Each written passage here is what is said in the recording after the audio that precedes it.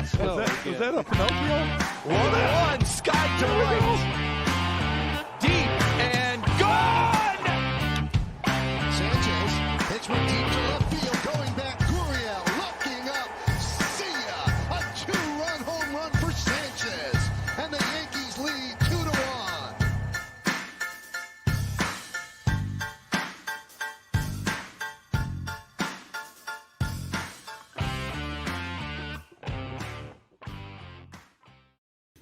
What's up, guys? Welcome to Between the Lines, the official baseball show of the Sports 2.0 Network and BaseballSpotlight.com. I'm your host, Tanner Kern. Thanks for joining me tonight. We are talking all things Major League Baseball. But before we get into that, I say it every week, guys. I don't know if you've done it or not. Please tell me you have, because we're growing our YouTube following so much right now. It's insane, guys. We've gone from 3 subscribers to like 150-something subscribers, in that range last time I checked. So subscribe to the Sports 2.0 Network on YouTube. Got a lot of great content, betting, baseball, basketball, hockey, soccer, you name it, guys. It's all on there. Everything you would ever want from a sports YouTube channel is on there. Make sure you go check it out. I think this week we did like 30. We're doing 35, 36, 37 live shows. So it's going to be a really great week of content. Make sure you subscribe so you never miss a post. Now, before we get into tonight's show, I want to say one thing. The Dodgers. They lost 12-2 to the Rangers on Saturday night. And everyone was making a big deal on social media. Hey, I was probably one of those people making a big deal on social media too. But the Dodgers are the best team in baseball. I say it every show. They will win the World Series. They will repeat. Mookie Betts hasn't even dialed in yet. Cody Bellinger hasn't dialed in yet. Corey Seager's hurt. The Dodgers are on their way to the World Series. Just get ready for it. If you think Fernando Tatis and the San Diego Padres are going to give them any contest in the National League West, you got another thing coming for you. Just want to throw that out there. As usual, guys, we're going to start it off. Power Rankings, MLB Power Rankings. Now, this cover right here, I want to lay this out there, is courtesy of Sports Illustrated. All right, it's not the MLB Power Rankings cover. I didn't like that one as much. I kind of like this because it's all about the Rays. Here's the thing. I'm going off the MLB Power Rankings. I don't make my own Power Rankings. I hate Power Rankings. I think they're the stupidest things in the world, honestly. I really do. If you're not in the top 12 of the Power Rankings, I don't care about you as a team. And I just don't think they're important. You can take the Dodgers and you take the Yankees. They're not going to play each other this year. Not that the Yankees are in the top 5 because they suck at baseball right now, but they don't suck overall. The Yankees still got a chance in the American League. They got to snag a wild card because the division looks out of reach because of the Tampa Bay Rays. Let's get right into it, guys. Rays are first on this week's Power Rankings. Rays have won 23 of their past 28. Bullpen leads the American League in the stretch with a 3.08 ERA. You look at the Rays roster, it's amazing. I don't understand how they're doing it. If someone knows how the Rays are winning so consistently, please let me know in the comments. I'd love to hear. I'd love to see. The Rays, they're just not the greatest team on paper, but they seem to dial in. They seem to win all the time. Kevin Cash, I don't know what his strategy is, but he is a phenomenal manager. He deserves to be manager of the year for what he has done with this team. Heading into the season, the Rays were supposed to be horrendous. The Rays were supposed to take a step back from their 2020 numbers. And granted, they did make it all the way to the World Series. But right now, they look like a stronger team than they were in 2020. They lost so many dudes. I mean, the bullpen, and I think Rich Hill, too, especially in the starting rotation, he has been the one guy that has made this team special. You're getting production out of Rich Hill as a 41, 42-year-old. That's amazing for the Rays. That's something that just doesn't happen. They traded Blake Snell, left in free agency at the perfect time. Blake Snell's not dialed in San Diego at all. If Blake Snell was pitching well out there, they might be in the running. Right now, they're not because Blake Snell cannot deliver. Rays, special story. I mean, I always don't love the Rays. I never have loved the Rays, but it's amazing what they're able to do on such a consistent basis. That's what I'll say about the Tampa Bay Rays. So let's get into number 2. Your 2021 World Series champions. They're going to repeat this year. No doubt about it in my mind. The Dodgers are the best team in baseball, 100%. They took 5 of 6 from the Pirates and the Rangers. They're going to Philadelphia. Philadelphia is coming to them now. Then they're going to Arizona. And then they're going to San Diego. Petco Park to face the Padres. Set the calendars right now for that series. It's going to be amazing. But they got a lot of cleaning up to do in the meantime. They can beat the Phillies. They can sweep the Phillies. Then they can definitely sweep the Diamondbacks. The Diamondbacks have lost like 24 of their past 26 games. It's embarrassing what the Diamondbacks have done in their past stretch.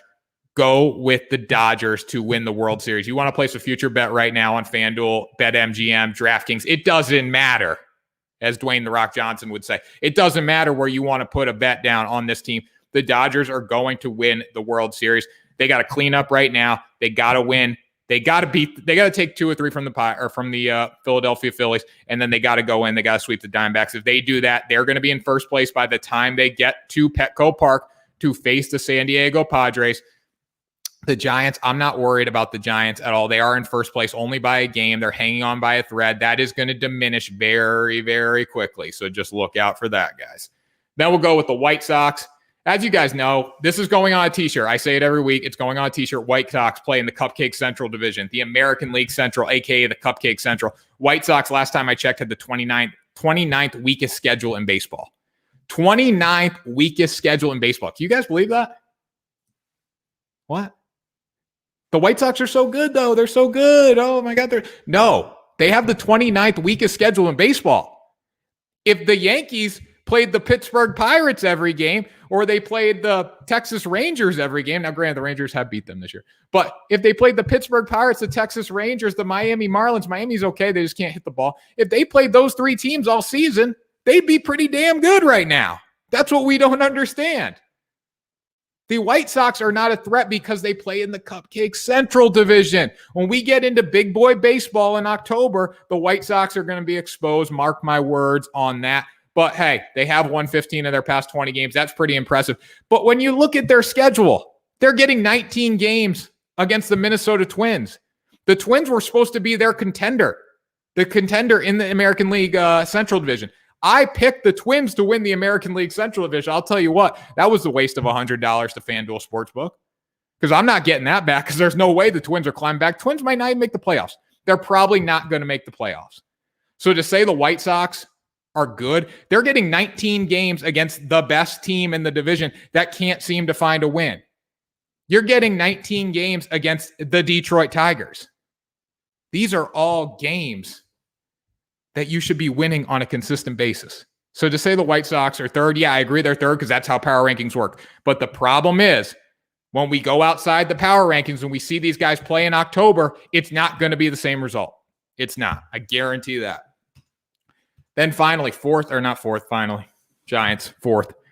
Giants. I think the Padres should be ahead of the Giants. Let's be real now, guys. Come on now. The Padres are a better team than the Giants. I'll give you a little hint of the 5th place team. It's the Padres right now. But how are the Giants winning? I'll tell you what. A fantastic bullpen. That's the way this team has won games this year. That's it. Hitting, yeah, they have come alive at the plates a little bit. They're slowing down, but their bullpen has kept them in games. You're also getting guys like Alex Wood, who's been sensational this year. He's on the bump tonight. Alex Wood has been a guy, former All-Star with the Dodgers, comes in, Giants get him for no money. He absolutely delivers. He's got a mid-3, high-3 ERA. But you know what? For a guy you're barely paying anything with a fantastic bullpen, that's a great result. You got guys like, look at the Yankees, Garrett Cole. That's it. That's what the Yankees have, Garrett Cole. You look at the back end of their rotation, it's just not good. It's not good. 2, 3, 4, 5. With Kluber down, the Yankees have one of the worst rotation numbers in the past month. But they have Garrett Cole, so they should be good. No, it's about consistency. It's about putting together the right rotation with an equal number of guys that can just flat out produce. The Giants have that right now. 5 earned runs in the past 48 innings with their bullpen. That's been fantastic. I mean, they've just been that good. When I have stayed up to watch West Coast baseball, which I will do it for the Padres and the Dodgers, I'll occasionally do it for the Giants if it's a big game. The bullpen has been lights out. The bullpen has been fantastic. It's been great to watch. But I'm not a big Giants guy. I don't want to see the Giants win the National League West. I don't want to live in a world where the Giants win the National League West. But it is fun. It's going to make a good stretch down in the dog days of summer and then as we get into September. Padres in 5th. Isn't it something? Just I want to throw an idea out there. It's something that we're going to have 3 National League West teams in the playoffs this year. We're going to have 3 National League West teams in the playoffs. That's pretty impressive in my mind. Dodgers are going to win the division. Giants, Padres get the wild card. Here's what's going to happen after that. Padres, Giants play each other in that 1-game wild card playoff. That wild card winner has to go face the number 1 seed. Who's the number 1 seed going to be? The Dodgers. So if you go on FanDuel Sportsbook and you see the Padres don't have that great odds to win the World Series, that's what the bookmakers are thinking. So just, nobody freak out about that. But Padres, not a great weekend. Lost 2 or 3 of the Mets. They snapped a 4-game winning streak They snapped a 4-game winning streak on Sunday. They beat the Mets thanks to a Fernando Tatis Jr. grand slam. Let's watch it right here, guys. For Tatis, the slam Diego Padre. In favor of Fernando Tatis Jr. Boom. A drive out to It's just left fun to field watch. for Tatis. The slam Diego Padres are on the road in New York, and Fernando Tatis Jr. has put them on top, 6-2. I mean, this won then the game 100%. Big time players do big End up things. winning 7-3, 7-2 in that range. Barnes doesn't get the 1-1 call. Completely flips the count. But you hear the Padres broadcast team. Big time players make big time plays. That's as simple as that. Fernando Tatis is a big time player. Can he field a ground ball? No, not really. Can he do much in the infield? Yeah, he can make amazing plays. Routine plays he's got to work on. But hey, you know what? They're paying him $340 million to hit the baseball. That's it. That's all you got to know. So with the Padres, as I said, lost 2 of 3 of the Mets, snapped a 4-game winning streak that began the series before. So then you got the Astros, A's, Red Sox, Cubs, and Mets out of the remainder of the top 10. Yankees are outside of the top 10 now, which is, hey, it's accurate. I'm not going to lie. It's accurate. They're 8.5 games back in the American League East. It's accurate. Astros, they're my pick to make some noise in the American League playoffs this year. You look at the Astros last year, they're 1 game away from going to the World Series. I don't think we forget that all the time. You look at the Houston Astros last year, they were down 3-0 to the Tampa Bay Rays in the American League CS and the ALCS. They come back 3 games, tie it up, end up losing 5-2 in Game 7. They almost did something that had only been done by the Boston Red Sox in 2004. So Astros are dangerous. They're hitting the ball like crazy. Kyle Tucker. I mean, I love Kyle Tucker. I'm a big Tucker guy. You got Alex Bregman. You got Jose Altuve. Jose Altuve is second in the All-Star ballot, which we're going to talk about in a minute here. But they are rolling. A's, contender in the American League West. The American League West is going to come down to the Astros and the A's. Angels are getting hot right now. They're getting hot without Mike Trout, Mike Trout must be sitting at home. Like, what's going on? Like, am I not important to this team? Whatever. I don't know. It's probably, what's going to make the Angels front office do? Probably another stupid move in the offseason because they're winning without Mike Trout. They're probably just not going to go out and get a pitcher because they think they can be successful. Then you got the Red Sox, Cubs, Mets. Again, I've never been high on the Red Sox. I've never been high on the Red Sox, guys. You know what? They're a good team. They're a good club. They're better than we expected, but they're going to end the season in 3rd place in the American League East, I believe. Third place. And if they are in second, they're not going to be in second. It's not going to be very close. Could they squeeze out a wild card spot? Yeah, but they have to keep playing phenomenal baseball.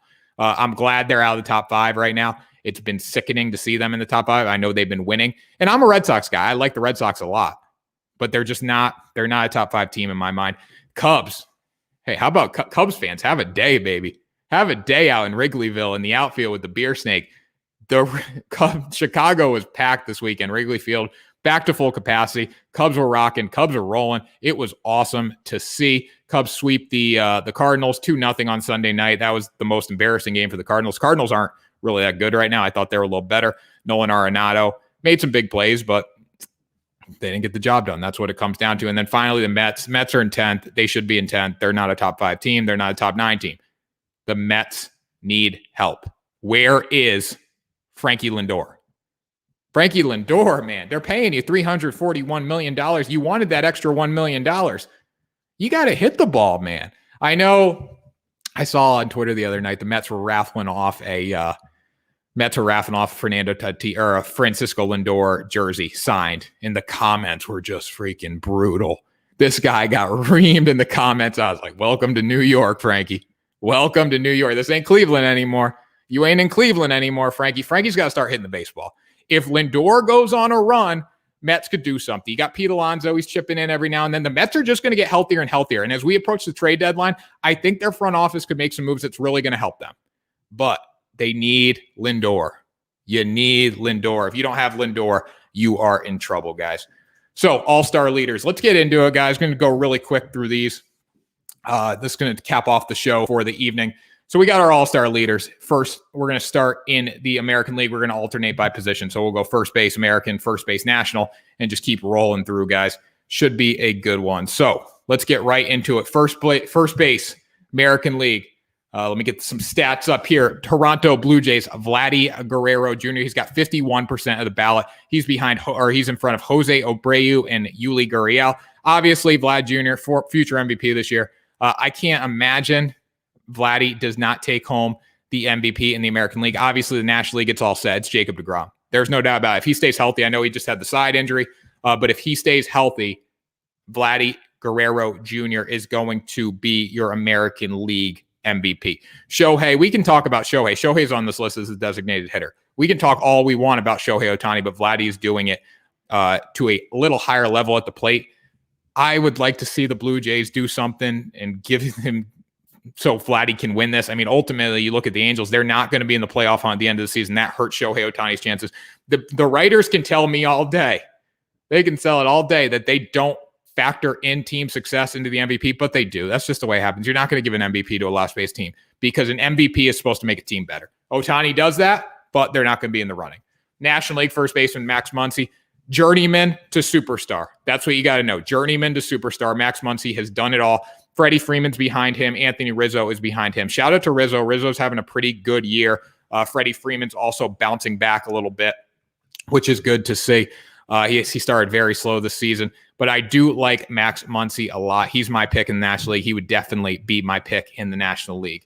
Then you go to second base in the American League. You got Marcus Semien. Jose Altuve is right behind Marcus Semien. I like Jose Altuve. I'm going to be honest. I know he's a cheater. I know he's banging on the trash cans. I know he's getting the shocks into him, telling him what pitch is coming, all that stuff, whatever. But I like Jose Altuve a lot. DJ LeMahieu is behind Jose Altuve. I mean, he's on that list because of his name. He hasn't done anything. Then you got Madrigal, who just got hurt behind him. Then you got Witt, Merrifield as well. Those guys aren't going to do anything. Marcus Semien probably edges this. I'd like to see Jose Altuve make a strong push in the next couple of weeks without knowing what pitch is coming. So therefore, he can get in the All-Star game because I do think he deserves it. Then in the National League, Ozzie Albies, no question here. He's kept the Braves alive this season in the National League at second base. So Braves, disappointing start. I mean, we thought the National League East was going to be a lot better. In my mind, if you would ask me are the Mets going to be in first place right now, the way they looked at the beginning of the season, I would have said no, but no one has really taken the reins in the National League. Then we go to the American League, third base, Rafael Devers, Yohan Moncada, and Alex Bregman. I love Alex Bregman. I'm sorry. I know he's a cheater. I'm sorry. I'm an Alex Bregman guy. I watch his YouTube channel. Really enjoy that stuff. But Devers is just mauling the baseball in Boston. He's part of that three-headed trio with Verdugo, JD Martinez, and him. You got Bogey as well. Bogey's on this list. They're just crushing the baseball right now. I know the Red Sox, I'm not high on them, but I'm not saying they're not hitting the baseball. They are delivering at the plate. So good for Devers on this list. It'd be nice to see him get in. Then you got Chris Bryant. I really like Chris Bryant too. You know, I'm no argument here. I mean, Arenado, Justin Turner does not deserve to be in this game. Arenado is a step behind what Chris Bryant has done this season. Chris Bryant has been simply fantastic. He was not having fun playing in Chicago at the beginning of the season. Now he is having fun playing in Chicago. I hopefully they can keep him. I was going to think that the Cubs were going to trade away all their free agents at the deadline. I don't think they're going to do that now. I know last week I got on here and said, Cubs are going to sell. But Cubs probably aren't going to sell. I hope they, out of Rizzo, Baez, Contreras, and Bryant, I hope they can lock two of those guys up. I hope they can lock two of them up at the end of the season. Maybe they trade one away and they get him back. I don't know. Get some prospects, help them out in the future. But Chris Bryant, congratulations, man. You've had one hell of a turnaround there. Then you got Bogey in for the American League shortstop, the most underrated player in baseball. No doubt about it. Batting over 300, hitting bombs, driving in runs. He's doing everything you could ask a leader in Boston to do. I don't know if he's the face of the Red Sox. Let me know in the comments what you guys think, but I don't think he's the face of the Red Sox. I really don't. I think Alex Verdugo is starting to become the face of the Boston Red Sox just because of his outspoken personality and all that. But as you're going to see, you're not going to see Alex Verdugo's name on this list. I like Xander Bogaerts a lot. He's a guy, keeps his head down, does the job, fields ground balls, makes the dive and plays, hits the baseball, and he is really coming to life. He's been the most underrated player in baseball for a long time, so it's nice to see him at the lead here. Behind him, you got Bo Bichette and Tim Anderson. Tim Anderson, 11% of the vote. Bo Bichette, 15% of the vote. Is Bo Bichette the guy this year? Probably not. I think he gets in as a backup. But when you look at Bo Bichette in the future, he is the future of the game at shortstop. Bogey's still young, too. I think Bogey's 30 years old, probably. from when he's been in the league. I remember I saw him play in AAA back when he was coming up. It was pretty cool. And then I was a little kid and I saw him play in the show. So that was interesting. But Bogey, underrated guy. Glad to see him first on the list. Fernando Tatis Jr., a guy that's not underrated, a guy that you don't need any explanation about his name. Fernando Tatis is a stud. Can he field a ground ball? No, but you don't get put in the All-Star game because you're a Gold Glover. You get put in the All-Star game because you hit bombs. No doubt about it. He's got 40% of the vote. 40%. He's on track for like over 40 home runs, and he missed a huge chunk of the season early with when the shoulder popped out. Fernando Tatis is legit. Then you got Javi Baez and Corey Seager behind him. Corey Seager, I don't think Corey Seager's name is on this list because he's Corey Seager. And I love Corey Seager. I love the Dodgers, but the thing is the guy hasn't played as much. And when he has played, he has not produced like Fernando Tatis Jr. I bet Fernando Tatis and Corey Seager have played about the same amount of games. But obviously, Fernando Tatis Jr., there is no way this man is not going to the All-Star game. That's just crazy to even think about. Outfield, Trout, Judge, Buxton. Buxton been hurt for a little while now. I don't know if I love that. I don't know if I love Buxton. But the differential here, Mike Trout's got 15% of the vote. Judge has got 8% of the vote. Buxton has got 7% of the vote. I like Mike Trout. Mike Trout is obviously my pick to get in, but you got to keep in mind too, it's the All-Star game, middle of August, beginning of August. So we're a month and a half away from the All-Star game. We got 2 more voting rounds. Mike Trout's not playing baseball right now. He's not going to play for another probably 6 weeks, 4 to 6 weeks, I bet at this point. So we gotta factor that in. I think Mike Trout's going to be at the game because he's Mike Trout. If Mike Trout misses the All-Star game, it's the world's going to end. But that's your American League starting outfield right now if it ended today. And then outfield for the National League, Ronald Acuna Jr., Nick Castellanos, Jesse Winker. Jesse Winker, story of the year, had 3 home runs last weekend in a game. He is the story of the year. You got Nick Castellanos, just a guy that plays with a chip. I mean, when the Reds were good for like a week, he was the man that you wanted to talk about. But now, the Reds are just so inconsistent and not very good at baseball. So what are you going to do? And then Ronald Acuna Jr. Ronald Acuna Jr. is the next Mike Trout. I'm not saying he's going to be as good as Mike Trout, but like we're watching, like, I want to think how I'm going to say this. We're watching the next generation in their prime, before their prime even. You look at Acuna, you look at Vladdy, you look at Bo Bichette, you look at Kevin Biggio, you look at all these young players in the game. We're watching these guys before they get into their prime, which is pretty cool to think. So enjoy it now while we still have that second generation of superstars. Enjoy these young guys right now because they're playing at such a high level. And eventually one day we're not going to have them anymore in the league. So enjoy it while you can. Fernando Tatis is going to play probably another 15 years, but enjoy his play while you can right now because it's not going to last forever.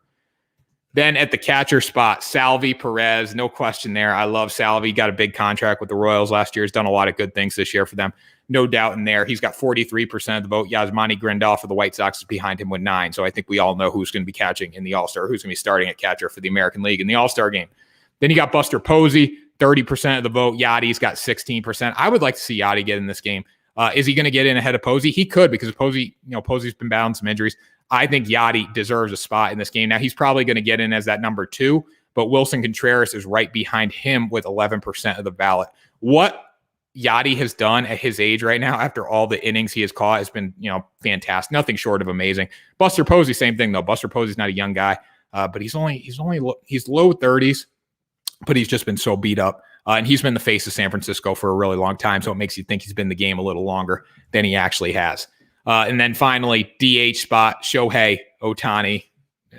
We're not going to argue this. Shohei Ohtani's going to the All-Star game. JD Martinez is behind him with 18%. Shohei Ohtani's got 33%. Yordan Alvarez for Houston's got 9%.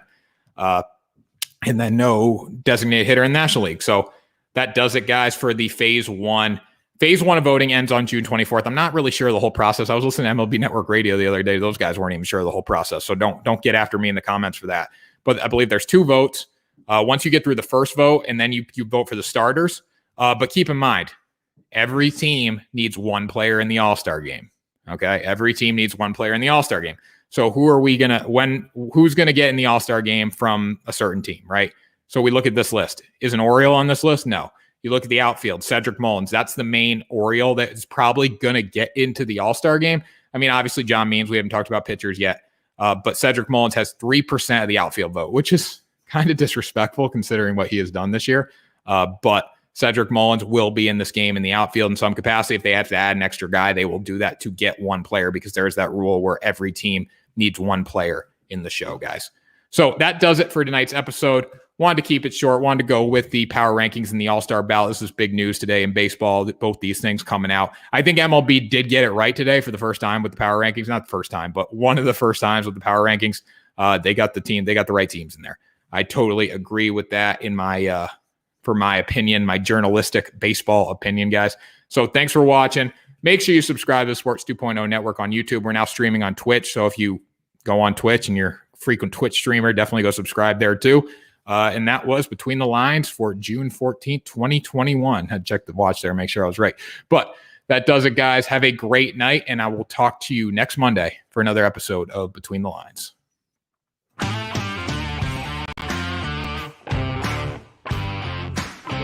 Was that a Pinocchio?